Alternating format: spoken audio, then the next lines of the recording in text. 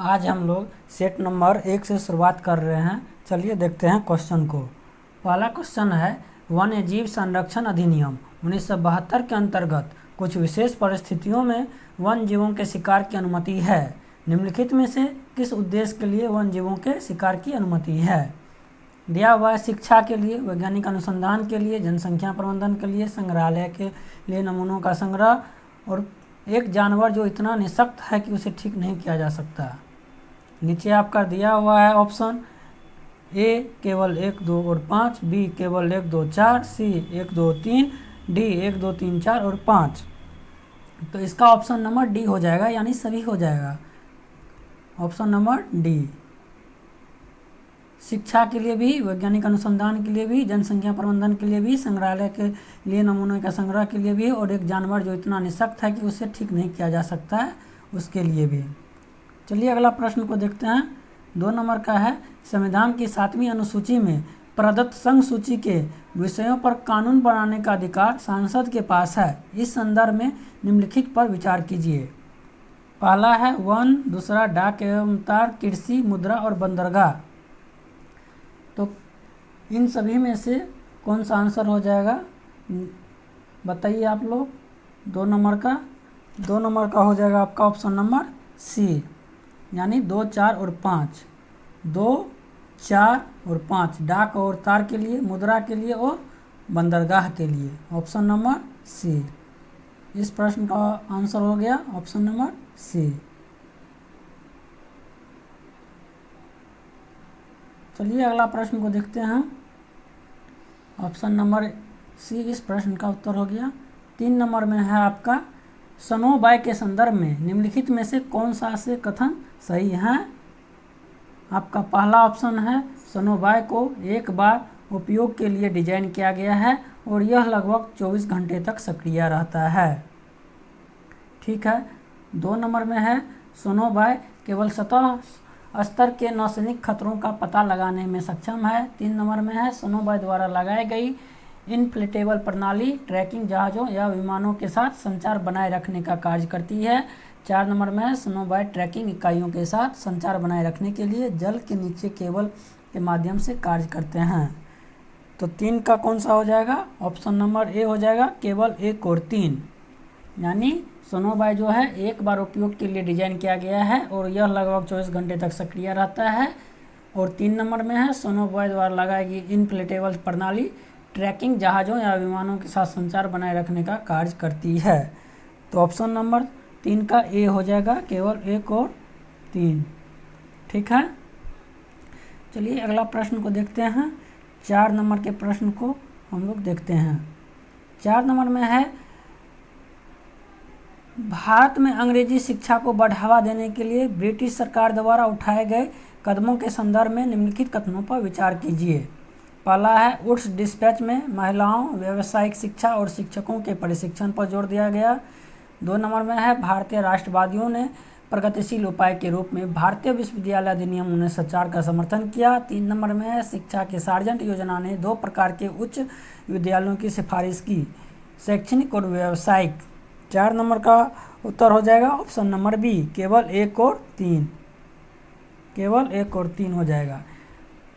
यानी woods dispatch में महिलाओं, व्यावसायिक शिक्षा और शिक्षकों के प्रशिक्षण पर जोर दिया।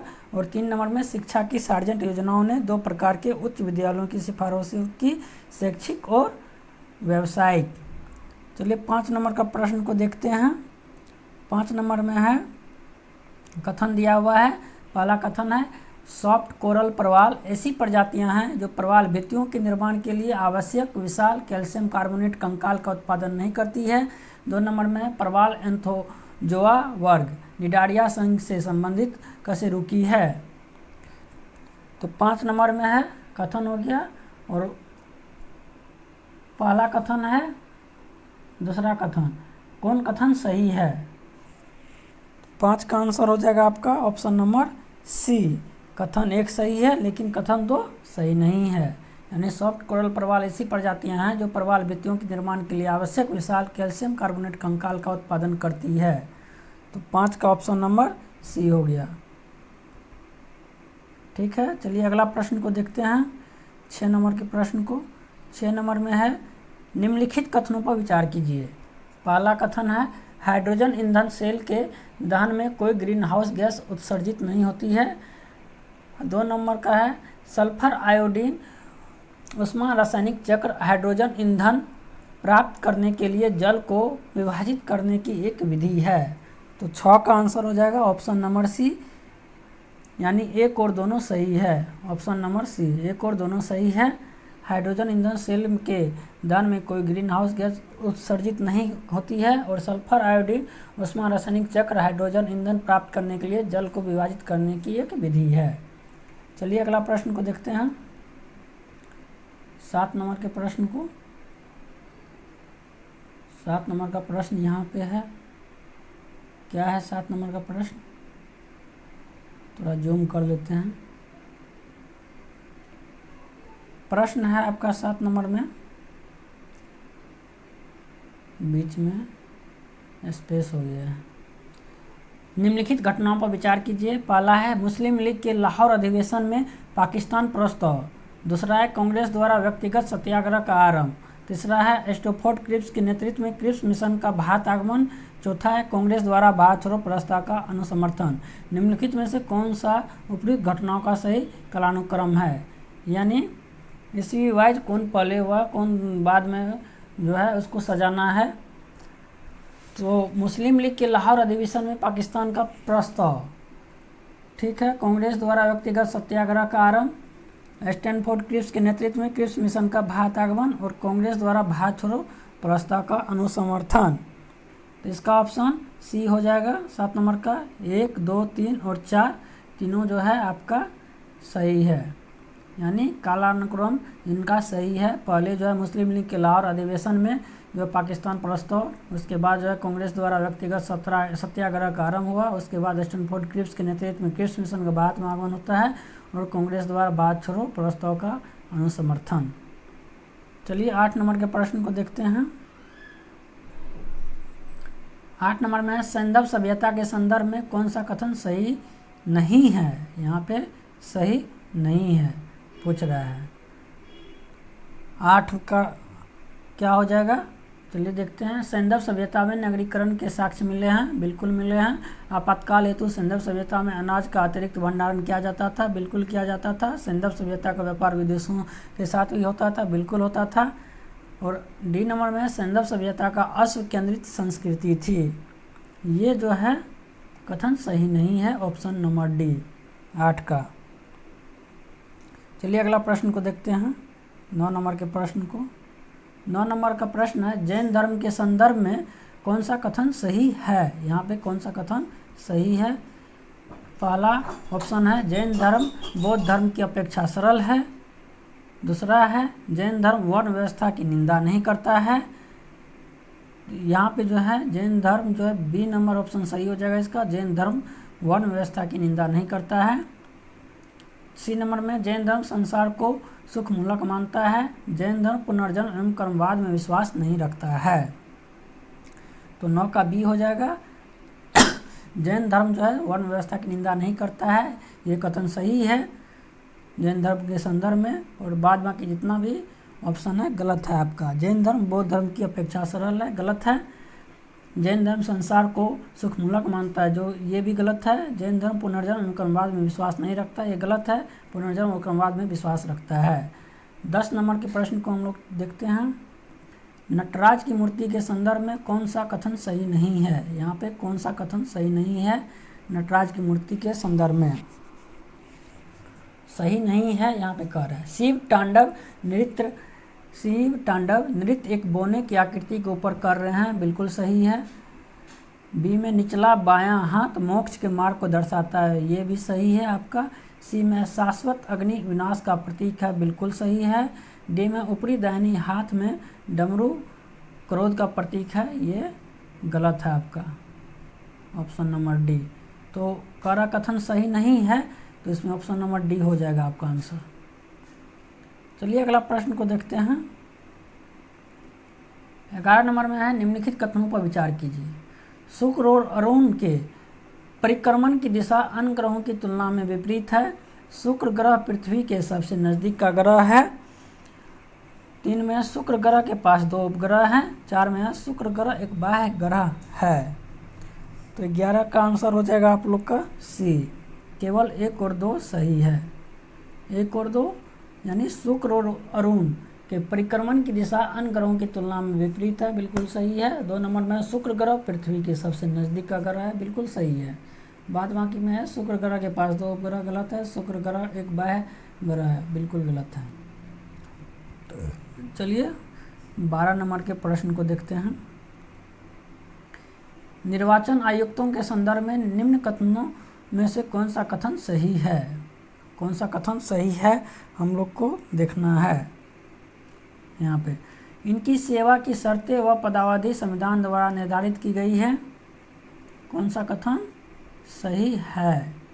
कह रही है इनकी सेवा की शर्तें व पदावधि संविधान द्वारा निर्धारित की गई है, यानी पद की अवधि, जो कि गलत है। संविधान में नहीं चर्चा की गई है कितने साल तक ये लोग रह सकते हैं।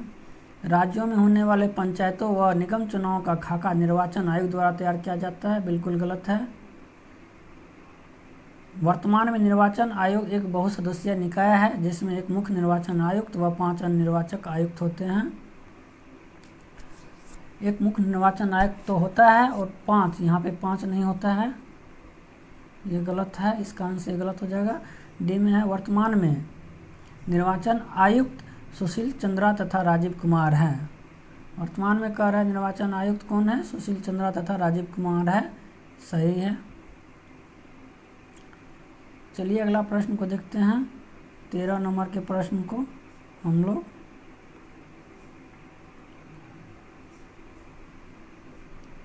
13 नंबर का प्रश्न, लोकपाल से संबंधित निम्नलिखित कथनों में से कौन सा कथन सही है? 13 नंबर में कह रहा है लोकपाल से संबंधित निम्नलिखित कथनों में से कौन सा कथन सही है। इसकी जांच के दायरे में प्रधानमंत्री व राष्ट्रपति सहित मुख्य न्यायाधीश भी है। इसमें एक अध्यक्ष व अधिकतम 8 सदस्य होंगे। इसके सदस्यों में से 25% सदस्य SC, ST व महिलाओं में से होंगे। भारत के प्रथम लोकपाल अध्यक्ष अमिताभ घोष हैं। तो कौन सा कथन सही है हम लोग को बताना है। 13 का बी हो जाएगा इसमें से। इनमें से एक अध्यक्ष व अधिकतम 8 सदस्य होंगे। चलिए अगला प्रश्न को देखते हैं। अगला प्रश्न आपका है, भारत सरकार ने जनवरी 1957 में सामुदायिक विकास कार्यक्रम 1952 तथा राष्ट्रीय विस्तार सेवा 1952 द्वारा किए गए कार्यों की जांच और उनके बेहतर क्रियान्वयन के लिए बलवंत राय मेहता समिति का गठन किया था। इस समिति द्वारा पंचायती राज के विकास के लिए सुझाया गया प्रमुख प्रावधान क्या था? तो बताना है। लोकतांत्रिक विकेंद्रीकरण, बिल्कुल सही है। ऑप्शन नंबर ए आपका पहला ही सही हो गया, बाद बाकी गलत हो जाएगा। द्विस्तरीय पंचायती राज की स्थापना, गलत है। त्रिस्तरीय का बात किया था। ग्रामीण लोगों को खाद्य सुरक्षा उपलब्ध, गलत। सरकारी नौकरियों में प्रत्यक्ष भागीदारी, गलत। Option number A. चलिए 15 नंबर के प्रश्न को देखते हैं। भारत के नियंत्रक तथा महालेखा परीक्षक कैग के संदर्भ में निम्नलिखित कथनों पर विचार करते हुए असत्य कथन का चयन कीजिए, यानी जो कथन गलत है उनका चयन करने के लिए कहा गया है।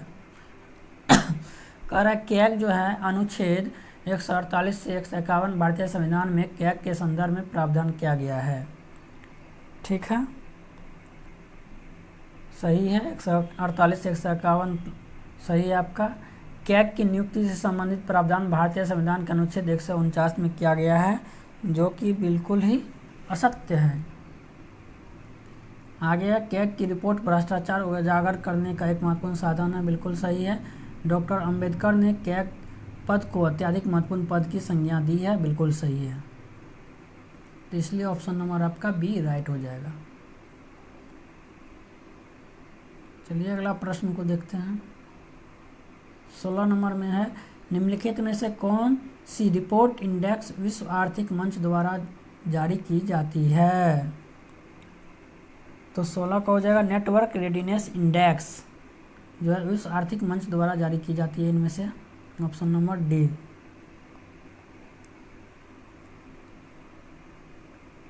चलिए अगला प्रश्न को देखते हैं। अगला प्रश्न है आपका 17 नंबर में, जीएसटी की विभिन्न दरों के संदर्भ में अंतिम निर्णय लेने का अधिकार किसे प्राप्त है? तो ऑप्शन नंबर सी हो जाएगा, जीएसटी परिषद। ऑप्शन नंबर सी, जीएसटी परिषद को अंतिम निर्णय लेने का अधिकार प्राप्त है। 18 नंबर हम लोग देखते हैं, जीडीपी तथा जीएनपी के संदर्भ में निम्नलिखित में से सही कथन का चयन कीजिए। तो 18 का डी हो जाएगा, जीडीपी जीएनपी के बराबर होगा जब विदेशों से प्राप्त आय 0 होगी। जीडीपी जीएनपी के बराबर होगा जब विदेशों से प्राप्त आय 0 होगी।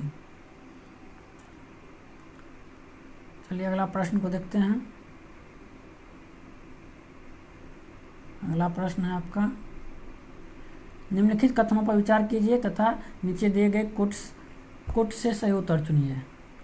अहोम विद्रोह का नेतृत्व गोमधर कुंवर द्वारा किया गया था और खासी विद्रोह का नेतृत्व राजा तीरथ सिंह के द्वारा किया गया था। कौन सा सही है? तो 19 का सी हो जाएगा, 1 और 2 दोनों सही हैं। यानी अहोम विद्रोह का नेतृत्व गोमधर कुंवर के द्वारा बिल्कुल किया गया था और खासी विद्रोह का नेतृत्व राजा तीरथ सिंह के द्वारा किया गया था। 20 नंबर का प्रश्न है, अंग्रेजों के विरुद्ध खान अब्दुल गफ्फर खान द्वारा प्रारंभ किए गए आंदोलन का क्या नाम था? तो लाल कुर्ती 20 का ऑप्शन नंबर ए सही है। 21 में चलिए देखते हैं, भारतीय आयकर अधिनियम की धारा 88 में उपलब्ध आयकर छूट को समाप्त करने की सिफारिश किस समिति ने की है? तो केलकर समिति ने की है। Option number D right answer. चलिए अगला प्रश्न को देखते हैं, नई दिल्ली में वर्ष 1947 में आयोजित अखिल भारतीय कांग्रेस समिति की बैठक में निम्नलिखित में से किसने विभाजन के प्रस्ताव का समर्थन किया था? तो अबुल कलाम आज़ाद ने समर्थन किया था। कौन किया था? तो अबुल कलाम आज़ाद। 1947 में आयोजित भारतीय अखिल कांग्रेस समिति की बैठक में किसने विभाजन के प्रस्ताव का समर्थन किया था? अबुल कलाम आज़ाद। अगला प्रश्न है, अगला प्रश्न को चलिए हम लोग देखते हैं। 23 नंबर में है, निम्नलिखित में से कौन सा कथन सही नहीं है? तो कौन सा कथन सही नहीं है?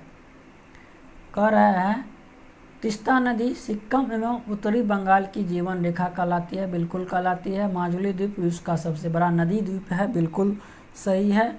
ब्रह्मपुत्रा का मैदान अरुणाचल प्रदेश में स्थित है। बिल्कुल गलत है। डी नंबर में है, मध्य गंगा मैदान में नदियों के निकट समानांतर रूप से स्थित निम्न भूमि को टाल कहते हैं। बिल्कुल सही। तो कह रहा है कौन सा कथन सही नहीं है? तो इसका सी हो जाएगा, ऑप्शन नंबर सी। ठीक है। 24 नंबर में हम लोग चलिए देखते हैं, अधोलिखित में से कौन सा वायुमंडल में पाई जाने वाली गैसों का घटते क्रम के अनुसार सही क्रम है? यानी वायुमंडल में जो है मैक्सिमम कौन सा गैस पाया जाता है, उसके बाद यानी घटते क्रम में सबसे ज़्यादा कौन है, तब उससे कम, उससे कम, उससे कम। तो आप लोग इनके बारे में तो जानते ही हैं। नाइट्रोजन जो है वायुमंडल में सबसे ज़्यादा है। तो 24 का डी हो जाएगा, नाइट्रोजन हो जाएगा। उसके बाद ऑक्सीजन का, नाइट्रोजन के बाद नाइट्रोजन लगभग 70% के आसपास, 74% के आसपास है ऑक्सीजन। उसके बाद आर्गन, उसके बाद carbon dioxide. Option number D हो जाएगा। 25 नंबर में है, निम्नलिखित युग में से कौन सा सही सुमेलित नहीं है? सही सुमेलित नहीं है, इसमें से हम लोग को पहचानना है। तो 25 का कनारी धारा ठंडी जलधारा बिल्कुल सही है। और अगुलहास गर्म जलधारा बिल्कुल सही है। गल्फ स्ट्रीम गर्म जलधारा बिल्कुल सही है। हम्बोल्ट जो है गर्म जलधारा नहीं है, ठंडी जलधारा है। ऑप्शन नंबर बी राइट हो जाएगा। Option number B right. 25 का बी। चलिए अगला प्रश्न को देखते हैं हम लोग। 26वें प्रश्न पे आ गए हैं हम लोग। 26, सूर्य ताप की तीव्रता की मात्रा में होने वाले परिवर्तन के कारण हैं। सूर्य ताप की तीव्रता की मात्रा में होने वाले परिवर्तन के क्या कारण हैं बताना है। पहला है पृथ्वी का अपने अक्ष पर घूर्णन। बिल्कुल सही है। सूर्य की किरणों का नति कोण, बिल्कुल सही है। दिन की अवधि, ये भी। स्थल विन्यास और वायुमंडल की पारदर्शिता, यानी सभी सूर्यताप की तीव्रता की मात्रा पर इफेक्ट डालता है, तो उपयुक्त सभी हो जाएगा 26 का ऑप्शन नंबर डी। चलिए अब 27 नंबर के प्रश्न पे चलते हैं हम लोग। कृत्रिम वर्षा या मेघ बीजन के लिए प्रायः प्रयोग किए जाने वाला रासायनिक द्रव्य नहीं है। ऑप्शन है आपका, पहले तो देख लीजिए क्या शब्द दिया हुआ है, dry ice, silver iodide, nitrogen. ठीक है, तो कार्य प्रयोग किए जाने वाले रासायनिक द्रव्य नहीं है, तो ड्राई आइस का बिल्कुल यूज करते हैं और सिल्वर आयोडाइड का बिल्कुल हम लोग यूज करते हैं, नाइट्रोजन का यूज हम लोग नहीं करते हैं। तो ऑप्शन नंबर बी इसका करेक्ट आंसर हो जाएगा। चलिए अगला प्रश्न पे, बिंबिसार ने निम्नांकित में से किस राज्य से वैवाहिक संबंध स्थापित नहीं किया? किस राज्य से बिंबिसार जो है वैवाहिक संबंध स्थापित नहीं किया था? 28 का पहला है कौशल, बिल्कुल किया था। वज्जी से भी किया था बिंबिसार, और मद्र से भी किया था। कहाँ से नहीं किया था? ऑप्शन नंबर 1 लास्ट बचता है, ऑप्शन नंबर डी विदेह। चलिए अगला प्रश्न पे, 29 नंबर है, वह स्रोत जिसमें पाटलिपुत्र के प्रशासन का वर्णन उपलब्ध है? दिव्यवादान, अशोक के शिलालेख, इंडिका, अर्थशास्त्र। किसमें है? तो ऑप्शन नंबर सी इंडिका में है। वह स्रोत जिसमें पाटलिपुत्र के प्रशासन का वर्णन उपलब्ध है, हम लोग को मिलता है किसमें? इंडिका में। बिहार सोशलिस्ट पार्टी का गठन कब हुआ था? ऑप्शन में है आपका 21, 27, यानी 1921, 1927, 1931, 1934। तो इसका हो जाएगा option number D. Bihar socialist party कब गठित हुआ था? 1934 में। अगला प्रश्न की ओर हम लोग बढ़ते हैं। लोकसभा चुनाव में निर्वाचित होने के लिए किसी व्यक्ति के लिए न्यूनतम आयु सीमा क्या है? तो ऑप्शन नंबर सी 25 वर्ष। 31 का हो जाएगा ऑप्शन नंबर सी। न्यूनतम आयु जो है लोकसभा चुनाव लड़ने के लिए व्यक्ति की न्यूनतम आयु 25 वर्ष होनी चाहिए। 32 नंबर में है, भारतीय संविधान के अंतर्गत निम्नलिखित में से किस अनुच्छेद के तहत संसद को राजसूची के विषय के संदर्भ में विधि बनाने की शक्ति मिलती है, यानी कानून बनाने की शक्ति मिलती है? तो अनुच्छेद 249 है। भारतीय संविधान जो है अनुच्छेद 249 के अंतर्गत। चलिए अगला प्रश्न की ओर हम लोग बढ़ते हैं। 32 हो गया, 33 नंबर के प्रश्न पे आते हैं हम लोग। 33 में, भारत के निम्नलिखित राज्यों में से किस राज्य की विधानसभा की सीटों की संख्या सर्वाधिक है? किस राज्य में विधानसभा की सीटों की संख्या सर्वाधिक है? हम लोग तो जानते हैं पहला नंबर पे कौन सा है, तो यूपी है। दूसरा नंबर पे तो इसमें हो जाएगा, ऑप्शन के हिसाब से इसमें हो जाएगा पश्चिम बंगाल। 33 का ये, इन सभी ऑप्शन में से पश्चिम बंगाल में सर्वाधिक सीट है। 34 में है, 73वें संविधान संशोधन के द्वारा किन किन कार्यों को अनिवार्य बनाया गया? बहुत ही महत्वपूर्ण प्रश्न है आपका। पहला है ग्राम सभा का गठन, बिल्कुल सही। दूसरा है पंचायतों के प्रत्येक स्तर पर प्रत्यक्ष चुनाव, बिल्कुल सही। तीसरा है महिलाओं को कम से कम 1/3 आरक्षण देने की व्यवस्था, बिल्कुल सही। चौथा है 5 वर्ष के निश्चित कार्यकाल तथा विघटन की स्थिति में 6 माह के भीतर चुनाव कराने की बाध्यता, बिल्कुल सही। यानी सभी ऑप्शन सही है आपका इसमें। तो 34 का option number 1, 2, 3, 4 option number D. चलिए अगला प्रश्न पे, प्रश्न संख्या 35। भारत में निम्नलिखित में से समाजवाद के किस स्वरूप को अपनाया गया? किस स्वरूप को अपनाया गया? फैबियन समाजवाद, साम्य समाजवाद, लोकतांत्रिक समाजवाद, सर्वाहार वर्ग का समाजवाद। ऑप्शन नंबर सी लोकतांत्रिक समाजवाद को अपनाया गया है भारत में। 36 में है, भारतीय संविधान के अनुच्छेद 25 में प्रयुक्त हिंदू शब्द किससे सम्मिलित नहीं करता है? बौद्धों को बिल्कुल करता है, जैनों को बिल्कुल करता है, सिखों को बिल्कुल करता है, किनको नहीं करता है तो पारसियों को नहीं करता है। ऑप्शन नंबर, इस प्रश्न का option number C right answer हो जाएगा। चलिए अगला प्रश्न पे 37 में है, राज्य के नीति निर्देशक तत्वों के निम्नलिखित अनुच्छेदों में से कौन सा अंतर्राष्ट्रीय शांति और सुरक्षा के संवर्धन से संबंधित है? तो कौन सा हो जाएगा? अनुच्छेद 51। ऑप्शन नंबर ए, अंतर्राष्ट्रीय शांति और सुरक्षा के संवर्धन से संबंधित आपका अनुच्छेद 51 है। चलिए अगला प्रश्न पे 38 में है, निम्नलिखित में से कौन भारत के राष्ट्रपति के निर्वाचन हेतु निर्वाचक गण में सम्मिलित नहीं है? 38 में है, कौन सा राष्ट्रपति के निर्वाचन हेतु निर्वाचक गण में सम्मिलित नहीं है? तो लोकसभा के निर्वाचित सदस्य बिल्कुल हैं, राज्यसभा के निर्वाचित सदस्य बिल्कुल है, राज्य के विधानसभाओं के निर्वाचित सदस्य बिल्कुल है, राज्य के विधान परिषदों के निर्वाचित सदस्य नहीं है। ऑप्शन नंबर डी इस प्रश्न का उत्तर हो जाएगा। चलिए अगला प्रश्न पे 39 में, भारत की संसद के दोनों सदनों की संयुक्त बैठक किस लिए आयोजित की जाती है? तो उस विधेयक पर विचार करने तथा उसे पारित करने के लिए जिस पर दोनों सदनों में मतभेद हो। ऑप्शन नंबर डी इसका करेक्ट उत्तर हो जाएगा। 40 के बाद आपका आता है 40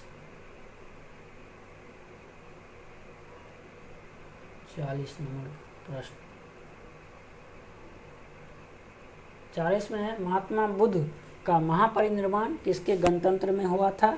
पहला है मल्लों के, दूसरा है लिच्छवियों के, तीसरा है शाक्यों के, चौथा है पालों के। तो 40 नंबर का आपका उत्तर हो जाएगा कौन सा? मल के। महापरिनिर्वाण मल के गणतंत्र में हुआ था।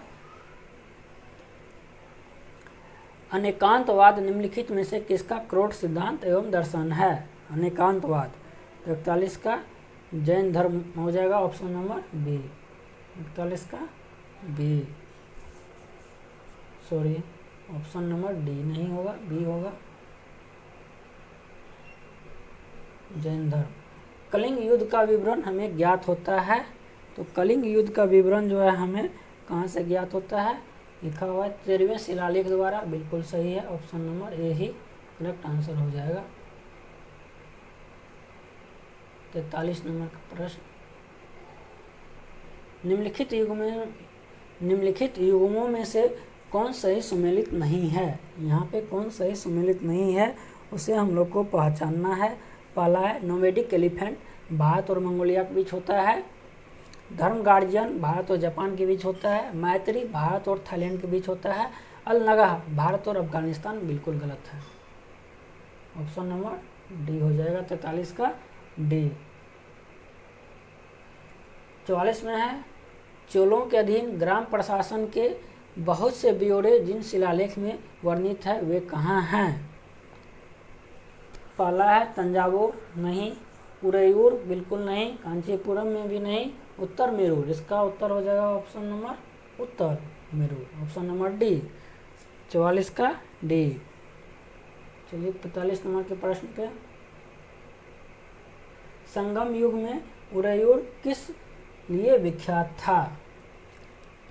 तो 45 का हो जाएगा कपास के व्यापार का महत्वपूर्ण केंद्र। इसलिए कपास के व्यापार के महत्वपूर्ण केंद्र के रूप में संगम युग में उरैयूर विख्यात था। 46 नंबर का प्रश्न है, भारत में आने वाले निम्नलिखित यात्रियों को उनके कालानुक्रम के अनुसार व्यवस्थित कीजिए। पहले अल बरूनी आया था, उसके बाद मार्को पोलो, उसके बाद इब्न बतूता, उसके बाद Abdul Razzaq. Option number C. 40 का सी हो जाएगा। चलिए 47 नंबर के प्रश्न पे, गुलामों का गुलाम किसे कहा गया? तो गुलामों का गुलाम हम लोग जानते हैं किसे कहा गया, तो इल्तुतमिश को कहा गया। इल्तुतमिश। अगला प्रश्न है, दीवान ए कोही किससे संबंधित है? दीवान कोही मोहम्मद तुगलक से संबंधित है। Option number A. 49 नंबर का प्रश्न है, बहमनी राज स्थापित हुआ था। बहमनी राज 14वीं सदी में स्थापित हुआ था। Option number B. Option number B, Bahmani राज 14वीं सदी में स्थापित हुआ था। आज की क्लास को हम लोग यहीं पे रोकते हैं। अगली क्लास में हम लोग 50वें प्रश्न से आगे को देखेंगे। धन्यवाद।